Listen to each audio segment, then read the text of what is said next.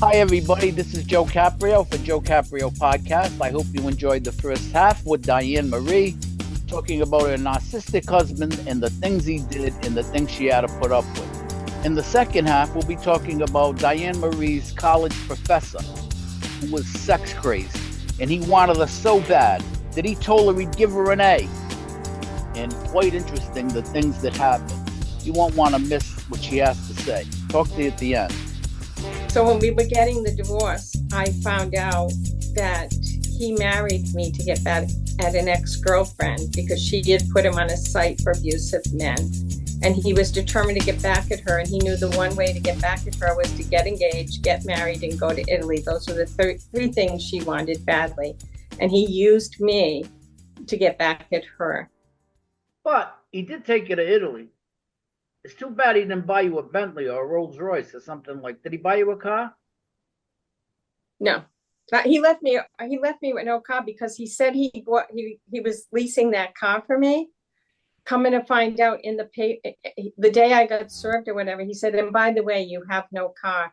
And here's the ironic thing about it, because I had a car when I met him, but he didn't like it, so he told me to sell it. And he was trying to rush me so I wouldn't get too much money, but I ended up selling it. And the day I sold it, when the guy drove away in it, I was crying, and he said, "What are you crying for?" And I said, "I just realized that if you divorce me, I have no car." And he said, "Oh, don't be silly." And that's what he did to me. He literally left me. And I said to him, "I have to go to New Jersey, like to court. How am I supposed to get there?" "I don't care. Walk if you have to." Yeah. Now I'm just for the conversation. You didn't have an affair with someone else, or he saw you doing something. I never cheated. Never cheated in my entire life. The only person you ever saw was his mother. That was it. You never cheated in your entire life. You never showed anybody else any affection. Did you show him affection? Did you have a good sex life? Did you have a good sex life? He was a little boring. But I was the one, I used to dress all up for him, high heels, sexy, be all ready when he came home. Like, I don't know a lot of wives that do that. You do the short nylons and the whole bit? I would dress all up with the little line in the stockings and all that. I would do, and you would think, like, there are so many men that would die to have a wife that did those things, you know? Absolutely. Are you kidding? I'm dying now. So anyway... That was one story. Then there's another one. I don't know if she wants to share it because this is all edited. So she has another story about when she was in school with one of her professors, but I don't know if she would want to talk about that at all. Yeah, I don't mind. I'm somebody that fights for other people. I don't fight for myself, but I fight for other people. And I was like in my 40s going to college. I had an opportunity, so I took it. But at the time, my dad was dying, and my ex-husband, my first ex-husband, I was back and forth in court with him. We got divorced, my first ex-husband, because he was a Vietnam vet. He had a lot of problems. I took a lot of the abuse from him because I understood what he had been through. But the minute he started hitting his children, I was done. I'm getting a divorce. You're not going to hit the kids. So anyways, we were back and forth in court. He never paid child support, didn't take the kids. I had the kids 24/7. So anyways, where were we? I forgot. Oh, so anyways, while I was in school, I happened to go to court, and my dad was dying. I was trying to, and all the professors were incredible. They give me whatever I missed. But there was one professor who said to me, if you have sex with me, I'll pass you. You don't even have to come to class. And so I wasn't going to have sex with him, but I thought about all the 17 and 18-year-old kids that, like, you know, they get scared. They don't want their parents to know they're flunking or whatever. And so sometimes girls that age can be stupid. Now, was he a young man or an older man? Older man. But he was the type that you couldn't that he would proposition a young kid. Well, he was this cute, little, kind, nice, smiley man that no one would believe he would do something like this. So anyways, he he offered that. So I left that day and I thought about it. I thought about how many people, girls, he could talk it into or whatever. So I went to state police and I sat down. I brought a friend with me and I said, listen, this is what happened. This is what this guy is doing. And I don't want to have him get away with it. But also, I don't want to be dragged through the mud because that's what they do to women. That's why women won't come forward, because she could be Sister Helen Therese and they will drag her through the mud and make her look like she's the worst person in the world. So I wanted to protect myself. So that's why I went to state police. So they couldn't believe that I was going to do this. I said, I want to go undercover. You tell me what I have to get. I want to get this guy, but I don't want to be dragged through the mud. So they told me that he didn't have an office at the college. So I had to go to his private office, but I had to go at the end of class. And they told me at the end of class, go in the ladies' room, put on this mic. I had to put it under my clothes. And then you're going to make an appointment with them. They needed to have that on. I guess they needed that. So at the end of class, I went in, put it on. The first time you do it, you feel like everybody knows, but they don't. I had a big, heavy sweater on. So I went up to him, made a date to go meet him at his office. And then I met with the state police again. And they gave me the same. They gave me the mic to put on, but they also gave me a box. And they told me I had to put it on my pants. And I said, no, because if he touches me, he's going to feel it and it's over. But the main thing was, you weren't so much worrying about yourself because you just could have left, but you were worrying about these young kids that he was going to take advantage of, and you knew you had to do something about it. Yeah. And I didn't. Go ahead. You had the box on. So they're making me, and I'm like, I don't want to put the box on. If I put the box on, he touches me, it's over, and right. We won't catch him. It'll be over, and he'll know that somebody's trying to do something. Right. So if he tries to touch your box, then you're in trouble. That's what you're saying. So go ahead. Right. So anyways, she's gonna go to the state police on me. So go ahead. So what were you saying? So anyways, I just to shut them up, I put it on. I walked through the front door. I took it off and I put it in my pocketbook. Went up to his office.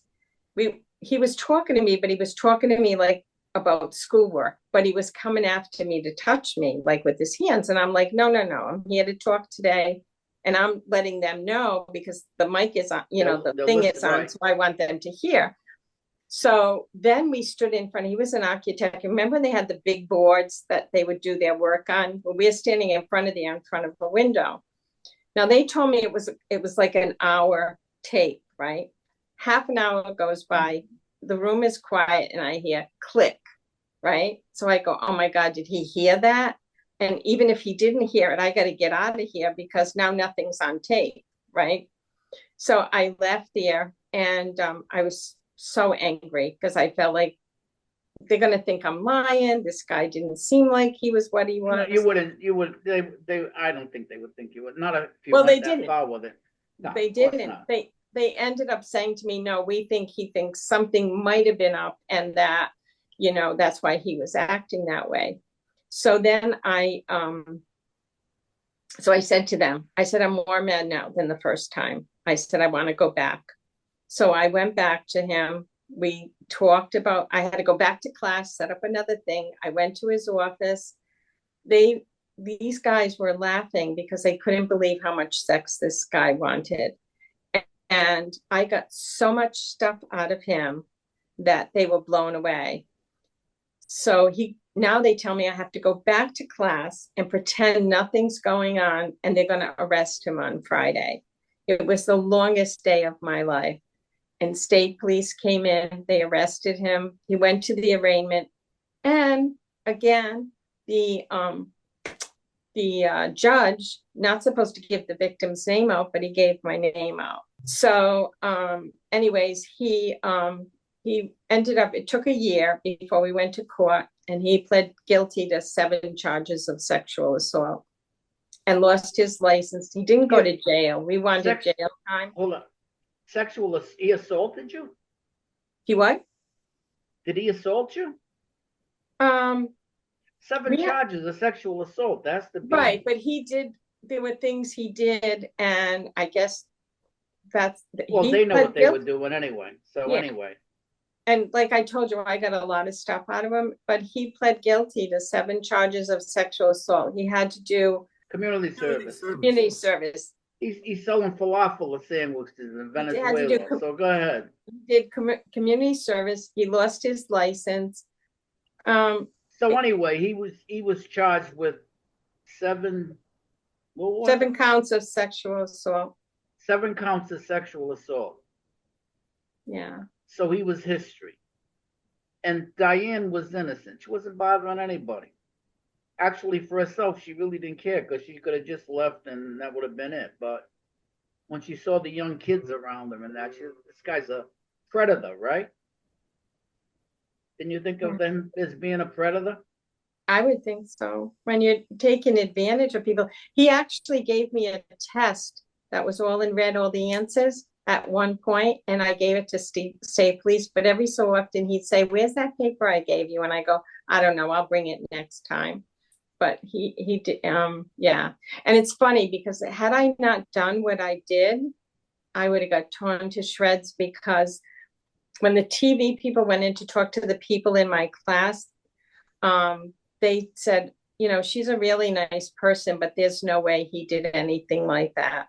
So they wouldn't have believed me if I didn't have it on tape. So he lost his teaching license. Did community service. And did community service. And there was something else. I can't remember what the other thing was, but I have to tell you, it was probably, and he had to stay away from me.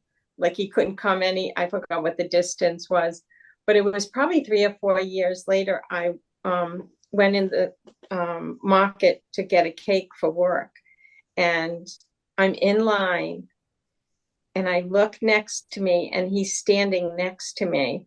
And I can't tell you what that felt like. My body was shaking. You were petrified. It wasn't so much even the being petrified. I think I was more angry that I allowed this man to get to me the way he did. Because towards the end of when we were going to court, there was a lot that went on, and I went through a lot. And